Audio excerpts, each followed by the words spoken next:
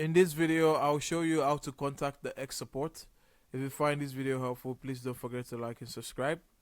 Now, this can be done on the phone as well, but we're gonna do it on the web browser just to make it easier and simpler. Now, the first thing I want you to do is log into your X account.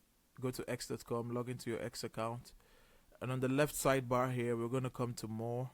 Then we're gonna go to settings and privacy.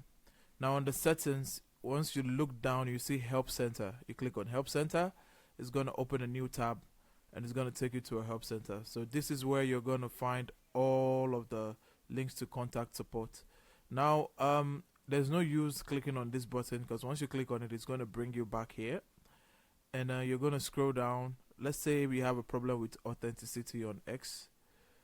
Once we click on that, it's going to ask what issues we are having. I'm saying I'm not able to share a link post on X.